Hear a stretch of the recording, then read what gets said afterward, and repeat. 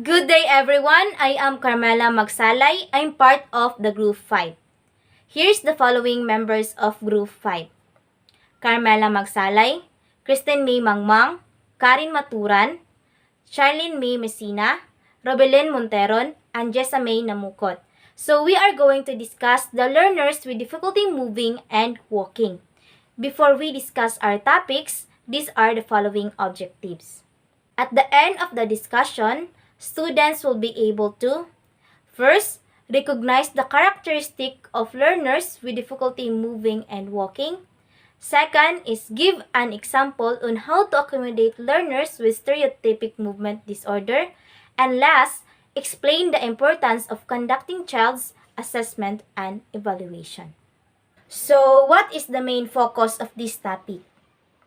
This topic focuses on learners with difficulty moving and walking, and it is also focusing on physical and motor disabilities, their learning characteristics, abilities, and the support they need in an inclusive classroom.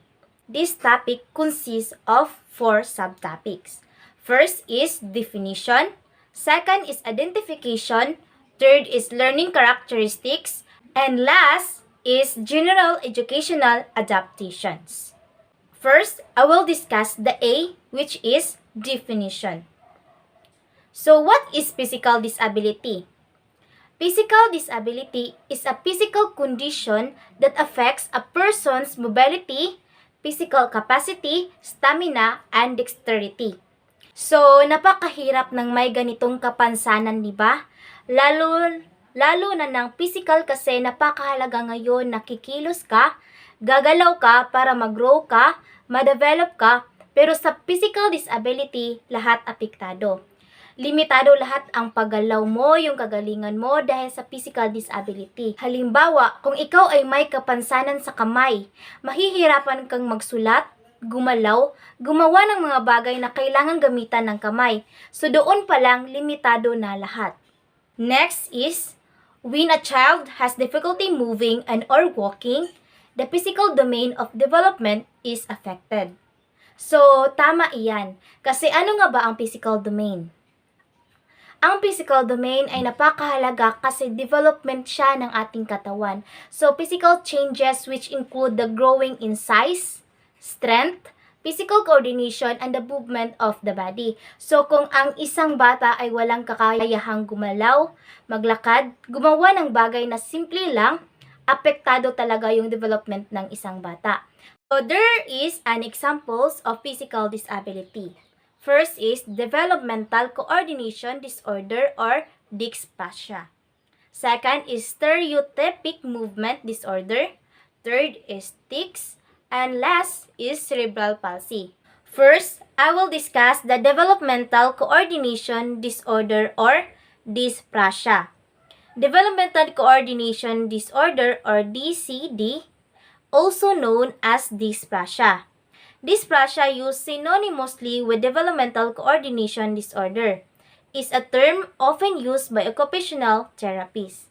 It is a condition affecting physical coordination. It causes a child to perform less well than expected in daily activities for their age and appear to move clumsily. Next is, according to DSM-5, American Psychiatric Association 2013, it refers to significant and persistent deficit in coordinated motor skills that are significantly below expected typical development. So, ang developmental coordination disorder or dyspraxia, ito yung mga batang kumikilos na parang walang pakundangan kung sila ba ay makakasagi, kung sila ba ay makakasakit. Ang halimbawa nito ay ang bata ay hindi kayang bumaba ng hagdan.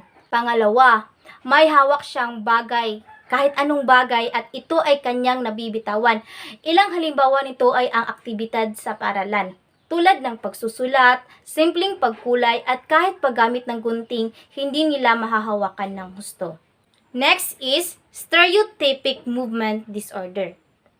Stereotypic movement disorder is a condition in which a person makes repetitive, purposeless movements. So, ito yung paulit-ulit nilang nagagawa o ginagawa sa sarili, tapos kahit wala namang katuturan ang bagay na ginagawa nila, nagagawa nila iyon. These behaviors interferes with social, academic, or other activities and may result in self-harm or injury. Dahil paulit-ulit at hindi nila namamalayan na yung ginagawa nilang yun ay nakakasakit na at hindi na maganda para sa sarili nila. Examples are handshaking or waving, body rocking, headbanging, self-biting, and hitting on body. Nakakatakot at kailangan nila ng gabay para mabantayan sila. Next is tics. Tics are sudden twitches movements or sounds that people do repeatedly. People who have tics cannot stop their body from doing those things. Ang tics ay condition siya ng nervous system sa uncontrollable movement of the legs, arms, or even our body. Last example of physical disability is cerebral palsy. Cerebral palsy or CP is a group of disorders that affect a person's ability to move and maintain balance and posture. Cerebral palsy is usually caused by a problem that affects the development of a baby's brain while is going in a womb. So, nangyayari ito before, during, or after birth due an accident or injury. Nadadamage ang utak ng baby, tapos yung muscle tone affects voluntary movement in full control of the muscles that results in the delay of the child growth and fine motor development. Nahihirapan na yung developing brain, din apektado na pati yung ability ng tao para makontrol yung kanyang muscle. Next is the term plegia, from the Greek word meaning to strike. It is used with a prefix that indicate the location of limb movement. See Table 6.4 that will be discussed by Kristen May Mangmang. Good day everyone, I am Kristen May Mangmang and I am about to tackle all about the classifications of cerebral palsy. So, there are 6 classifications of cerebral palsy. But before we proceed, the last reporter tackled all about the definition of cerebral palsy. So now, we all know that CP or cerebral palsy is a group of similar neurological disorder that affects the body movement and the muscle coordination of a person.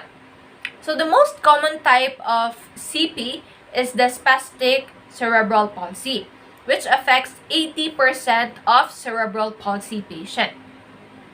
So the doctor break down cerebral palsy into subcategories. So there are 6 classifications of cerebral palsy. So first classification of cerebral palsy is the monoplegia. So monoplegia, from the word mono, it means one. Only one limb is affected, but the most common affected area is the arms.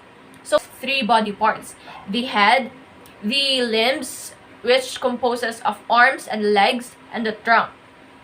So monoplegia, only one limb is affected, but the common area affected is the arms. So example of monoplegia or monoplegic person is look like this. The affected area of this person is the leg, or it can be the upper arm but only one arm. Next is the hemiplegia. Hemiplegia is 2 limbs on the same side of the body are affected. It is categorized into 2 subparts: the spastic hemiplegia, which affects one side of the body. For example, the arm and the leg both on the left side of the body. So ang affected area is ang arm o ang legs sa left side sa body. Next will be the spastic hemiplegia. Half of the body is weaker but not paralyzed. So ang spastic hemiplegia is paralyzed sa left side, while ang hemiplegia is weakened ra ang ihang left side but not paralyzed. So example of hemiplegic person is look like this. Ang isa ra ka part niya ang na-paralyzed, ang spastic hemiplegia. kanira nga part ang paralyzed. So the next classification is the triplegia. So triplegia is usually both arms and leg is affected. Triplegia. Both arms and the leg is affected. So, di ba ang atong limbs is composed of our arms and legs.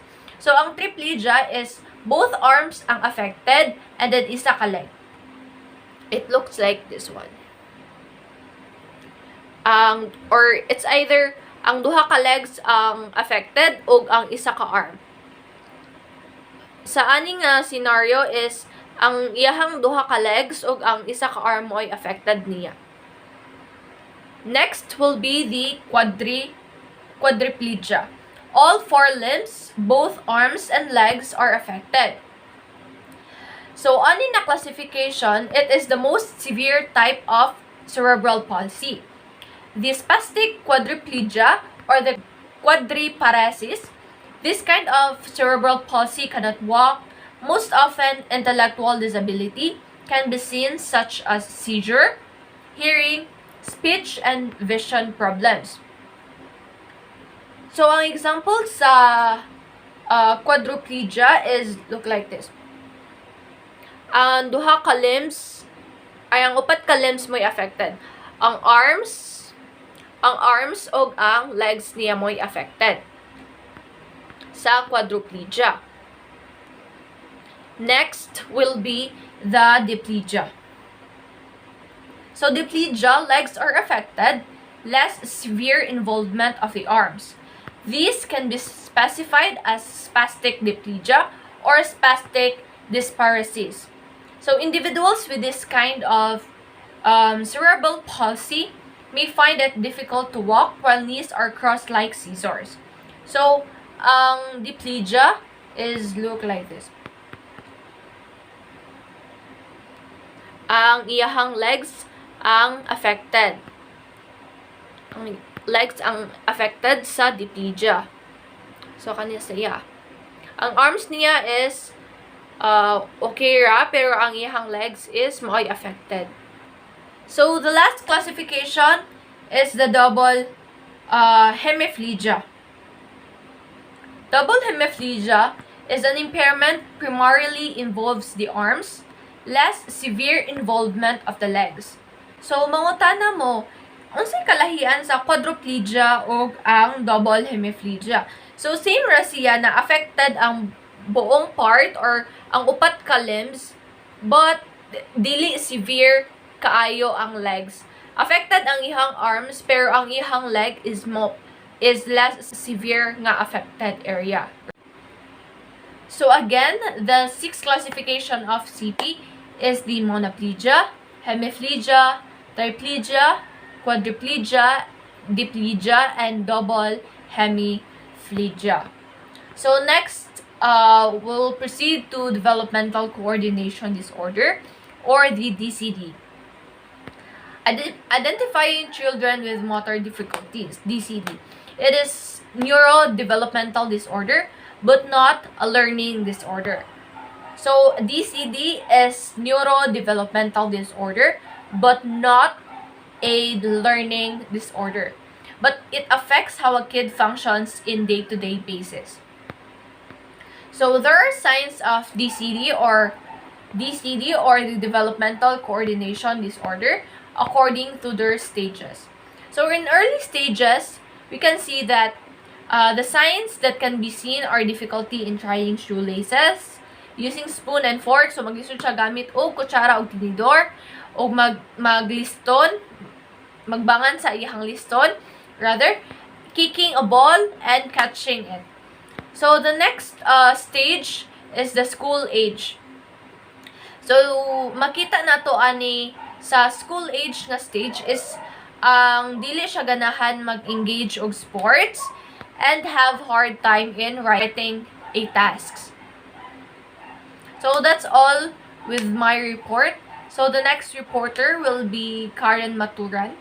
Good day, everyone. I am Karen Maturan. So to continue the discussion If the parents recognize that their child shows of developmental coordination, they can seek medical advice in which the specialist for this condition needs to make an assessment. So, in conducting an assessment, as a specialist determine the child's developmental history to know if early developmental milestone of the child's are delayed. So just like for example, walking, self-feeding, self-dressing, and rolling. So if this period are late achieved, it could be a factor that the child has developmental coordination disorder. So second is to determine the child's intellectual ability. So because this condition is a lack of coordination between mental intention and ability of the body to carry out those intentions. So third is how the child execute his gross and fine motor skills. So to differentiate between the two, gross motor skills involves the use of large muscles in the body to coordinate body movement. So which includes throwing, jumping, walking, running, and maintaining balance. So on the other hand, fine motor skills involves the use of muscles that are needed in activities like writing, cutting paper, tying shoelaces, and buttoning. So why there is a need for assessment? So assessment is conducted to check the child's balance, sensitivity to touch, and performance in other gross and fine motor activities. And second, to analyze the child's oral motor coordination. So it is necessary to assess the child's movement in terms of gross and fine motor activities as well as their oral motor coordination, where this can be a sign that they actually require the developmental coordination disorder, which is identifiable and in having struggles in physical activities. So assessing them at an early age is beneficial. So oral motor coordination in doing activities like blowing kisses or blowing out birthday candles may also be reported. So in general, assessment is conducted to identify the needs of the child. So furthermore, according to Harris et al. 2015, an evaluator will check for the following. First, the strength and flexibility by palpating muscles, bulk, and texture. So assessing flexibility of joints and the quality and intensity of thrust. And two is monitor motor planning, which includes observing functional gross and fine motor skills and determining hand dominance or lack thereof. So this is necessary to evaluate it, as this can be a hint that they possess the developmental coordination disorder. So the evaluation is necessary to get the right medical attention for the development of their condition. So moving forward, we have stereotypic movement disorder. So it is characterized by repetitive, semi-lead driven, and apparently purposeless motor behavior. So this behavior might look like handshaking, body rocking, self-biting, or hitting one's own body. So typically, developing children may display a stereotypic movement or behavior, often referred to as stereotypes. So between ages 2 and 5, as well as children with other neurological conditions such as autism, spectrum disorder, and other developmental disabilities, So there are classifications of stereotypic movement disorder. So first is the primary or the non-autistic motor stereotypes. So this movement usually appears in the first 3 years of the child's life and often continue. So though the primary stereotypes are fairly common, the causes are unknown. And the second classification is secondary motor stereotypes. So it occurs in children who have developmental problems. It's like a child with autism, mental retardation, or visual and hearing impairment. So that would be all. Thank you. Good day, everyone. I am Charlene May Messina, and I am going to report about learning characteristics. Learning characteristics is contingent upon the impairment, its severity, and individual factors. It can be different from person to person. The impact can be mild to severe. Some children may have significant limitations to their activity levels that require intensive medical and/or educational assistance. Motor difficulties and disabilities are known to significantly affect a child's ability to perform daily activities, which include memory, perception and processing, planning, and carrying out coordinated movements. Since speech production and articulation require motor control, speech may also be impacted. Humans make sounds, syllables, and words through a process called articulation. A child with an articulation disorder might not be able to make some sounds or might form other sounds inaccurately. As a result, learning and sociability may deteriorate and the child's speech may be difficult to understand. When sounds other than the speaker's own are present in the surroundings, speech production decreases. The speaker's ability to adjust intensity is hampered by these additional sounds. Moreover, children with developmental coordination disorder report having lower levels of self-efficacy and competence in the physical and social domains, experience more symptoms of depression and anxiety, and display externalizing behaviors. They are typically withdrawn and tend to have low self-esteem. A range of strengths needs to be acknowledged in every child with a disability. Students with motor movement disorders may excel in other areas of intelligences that are not motor dependent. Depending on the severity of the disorder and the presence of a supportive adult, they may have adequate intelligence, creativity, and language skills. In fact, some physically challenged or cerebral palsy afflicted children and adults have successfully learned to paint with their mouths or feet to make up for their stiff limbs and impaired cognition.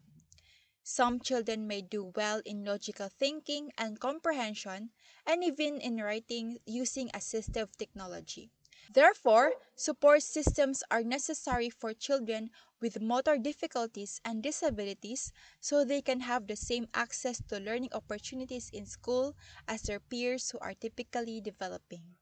That's all for my report. I am now going to give the virtual floor to the next reporter. Thank you. General educational adaptations. So, educational adaptations are changes in the way instruction and assessment are carried out to allow a learner equal opportunity to demonstrate mastery of concepts and achieve the desired learning outcomes. They are made to meet a student's needs as identified on an individualized educational plan or IEP. So why adaptation is important in education? Adaptations encourage the inclusion of all students by addressing individual learning styles and needs. So this promotes diversity within school environments and enables all students to feel successful in school. So children with motor difficulties and disabilities need primary intervention with specialists such as physical and occupational therapies. So these professionals are responsible for setting goals in motor development, planning, and mobility, as well as in providing teachers and others with information about the child's physical conditions, limitations, and abilities. So physical accessibility of a school and classrooms to children with motor difficulty or disability is essential. So ramps and elevators for schools with multiple levels of buildings is necessary, as well as the provision of wheelchairs. So providing such structures and supports ensure that children with motor difficulty or disability would be able to access as well as move around the classroom safely. So not just around the classroom, but around the school safely and conveniently as well. So the type of accommodations given will always be relative to the strengths, abilities, difficulties of the child. So for a child with a developmental coordination of stereotypic movement disorder. So, who struggles or is unable to write but has adequate articulation and language skills. So, he or she may benefit from being given accommodation. For a child with such profile may include the following. So, first is assigning an adult or a peer to be a scribe when accomplishing written tasks may be an option. So, it will allow such student to have someone to write. Okay, so second is being given a pencil or pen grip and a different size or diameter for pencil for those with poor fine motor control. So like they have like a different size of the pencil, not just like the usual pencils and pens that we hold. So like they will have like a different size or diameter in order for them to write properly, or like in order for them to feel comfortable in writing. So the table 6.6 represents practical classroom accommodations for children with developmental coordination or movement disorder, which will be discussed by Miss Jessamine Namukot.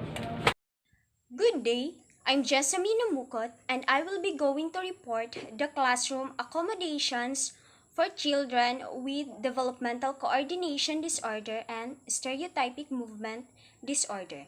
The meaning and other important matters about DCD or developmental coordination disorder and SMD, stereotypic movement disorder, was already discussed by one of my group mates. So let's now go on to classroom accommodations for children who have this kind of disability. Classroom accommodations are alteration of environment or equipment that allows an individual with a disability to gain access to content or complete assigned task. So here is a table that presents practical classroom accommodations for children with developmental coordination or movement disorder. So type of accommodations. First is response. The description are assign a peer or adult as scribe for note-taking. Why? Because by pairing students with DCD with a pair or a small group, it serves as a support for their learning to grow. Next, use different sizes of paper and graph paper to align numbers. Try different writing tools and pencil grips. So we should do it because children with this kind of disability may have trouble applying the right amount of pressure when they use a pen or pencil to write, or maybe their handwriting is so messy that it is unreadable. Next is use a word or processor computer. Use text-to-speech programs. Allow for oral recitation or test taking to supplement written test. And lastly, provide alternate assessment methods. Reducing writing quantities when writing itself is not the focus or goal of an activity. For example, during story production or comprehension, consider modifications to the task that will reduce the physical output for a student with DCD.